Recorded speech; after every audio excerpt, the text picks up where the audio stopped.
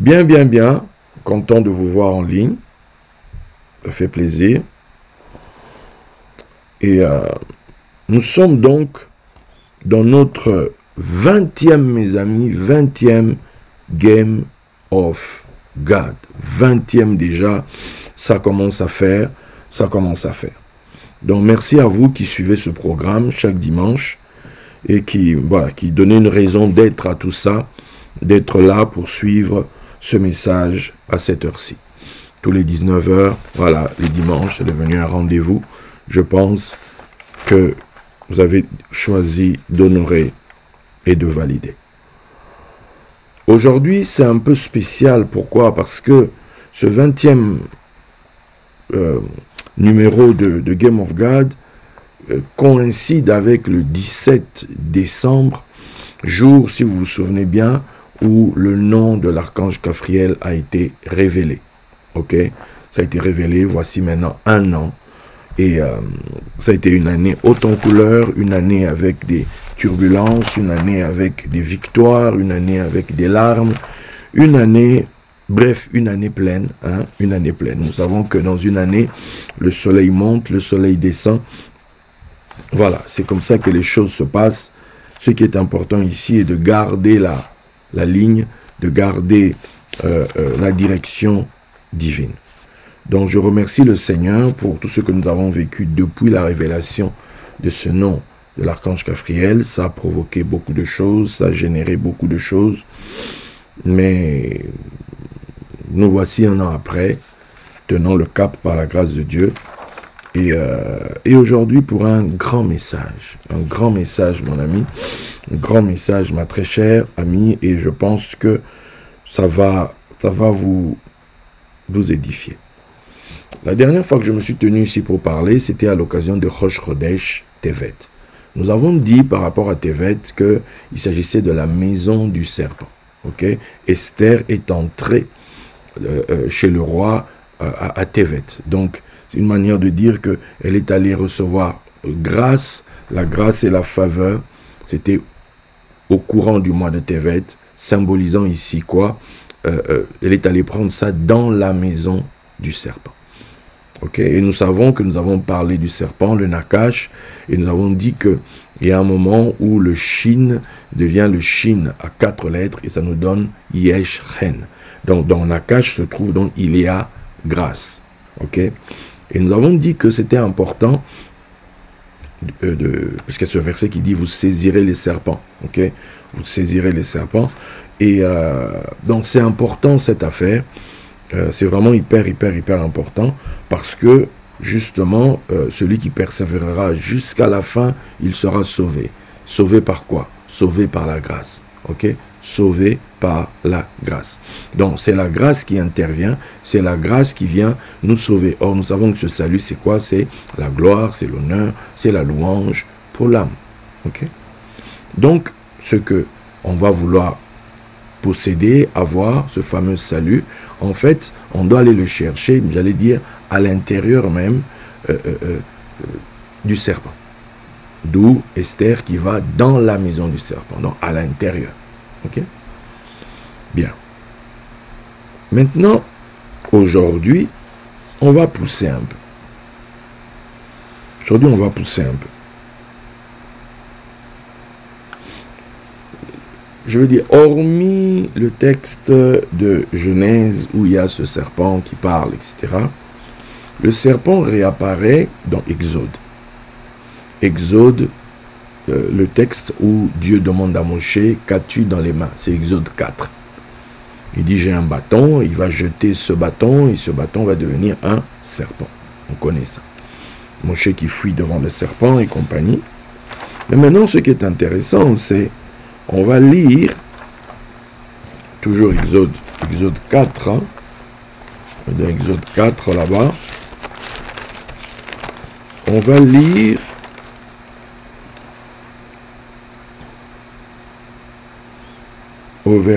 à partir du verset 15.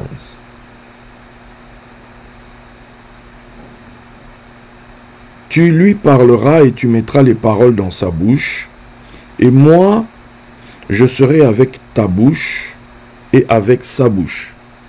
Ok? Et je vous enseignerai ce que vous aurez à faire. Ici, c'est Dieu qui dit, qui sera par rapport à Aaron. Il parlera pour toi au peuple, il te servira de bouche et tu tiendras pour lui la place de Dieu. Prends dans ta main cette verge. Prends dans ta main ce bâton avec lequel tu feras les signes. Prends dans ta main cette verge avec laquelle tu feras les signes. On continue. Verset 19. L'Éternel dit à Moïse en Madian, va, retourne en Égypte, car tous ceux qui ont voulu à ta vie sont morts. Moïse prit sa femme et ses fils, les fit monter sur des ânes et retourna dans le pays d'Égypte. Il prit dans sa main la verge de Dieu. Ok? Il prit dans sa main la verge de Dieu. Je vais quand même lire Exode 4, 2. 2 à 5. L'Éternel lui dit, qu'y a-t-il dans ta main? Il répondit, une verge. L'Éternel dit, jette-la par terre. Il la jeta par terre et elle devint un serpent. Moïse fouillait devant lui.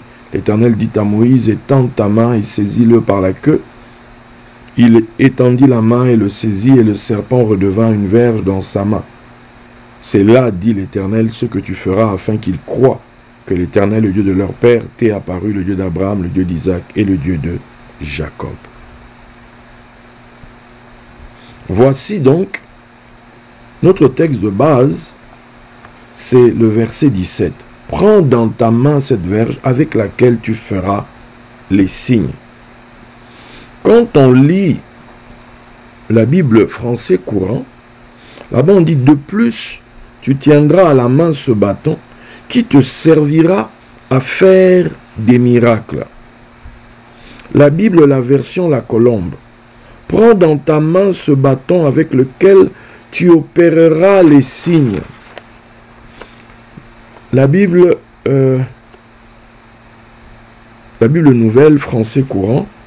De plus, tu tiendras à la main ce bâton qui te servira à faire des prodiges. La Bible, parole de vie. De plus, tu tiendras ce bâton dans ta main, avec lui tu feras des choses étonnantes. De plus, tu tiendras ce bâton dans ta main, avec lui tu feras des choses étonnantes. Traduction œcuménique de la Bible 2010. Quant à ce bâton, prends-le en main, avec lui tu feras les signes. La Bible juive complète. Maintenant, prends cette verge dans ta main, car tu en auras besoin pour opérer les signes. Tu en auras besoin pour opérer les signes. Waouh! On parle bien du bâton qui devient serpent. On parle bien de ce bâton-là. Et on nous dit donc que Moïse, pour aller en Égypte, selon le texte, avait besoin de ce bâton-là. Le bâton Nakash, il en avait besoin. Parce que c'est avec ce bâton-là que Moshe allait faire les signes. C'est avec ce bâton-là que Moshe allait faire des prodiges. C'est avec ce bâton-là. Sans ce bâton-là, il n'allait pas avoir de prodige. Sans ce bâton-là, il n'allait pas faire tout ce qu'il a accompli.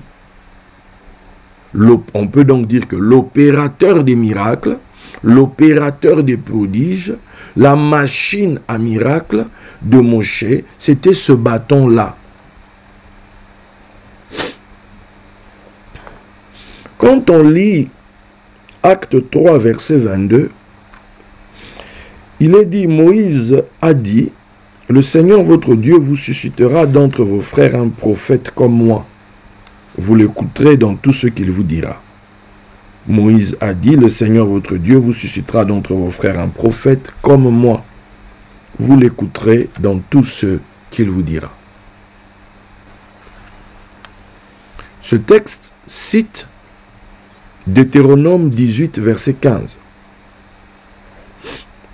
L'Éternel vous suscitera un prophète comme moi, parmi vous, parmi vos frères, vous l'écouterez.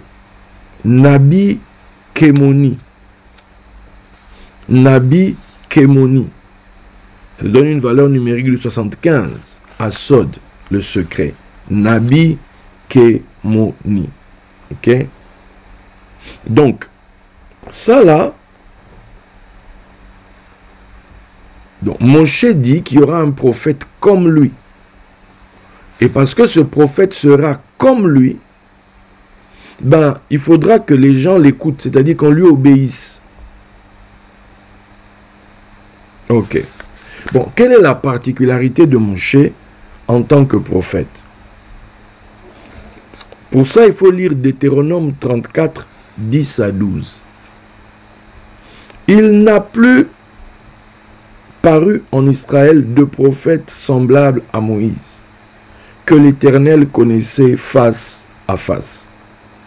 Nul ne peut lui être comparé pour tous les signes et les miracles que Dieu l'envoya faire au pays d'Égypte contre Pharaon, contre ses serviteurs et contre tout son pays. Et pour tous les prodiges de terreur que Moïse accomplit à main forte sous les yeux de tout Israël. Wow. Donc, le signe de Moshe, c'est comme si on disait, il n'y a pas eu un prophète que Dieu a utilisé, par lequel Dieu a opéré à sa dimension. C'est-à-dire, on dit qu'on ne peut pas le comparer en ce qui concerne les signes et les miracles.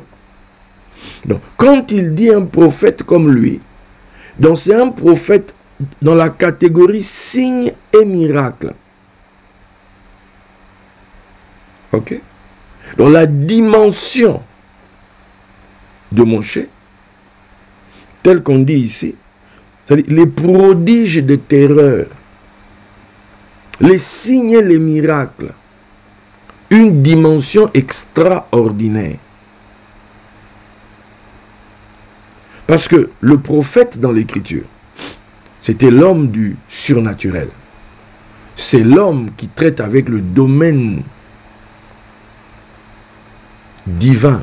Le domaine, c'est-à-dire qu'il met sa main dedans, il la fait sortir, il ramène d'autres choses. C'est-à-dire que le monde spirituel, le monde surnaturel, donc la puissance de Dieu l'accompagne. La puissance de Dieu le caractérise, c'est-à-dire les œuvres divines. Dieu ne fait rien à moins d'avoir révélé son secret. Ses secrets à son serviteur le prophète. Dieu révèle son secret à ses serviteurs les prophètes. Donc c'est là que Dieu fait. Donc Dieu fait en accord, Dieu fait main dans la main, Dieu fait en partenariat avec les prophètes.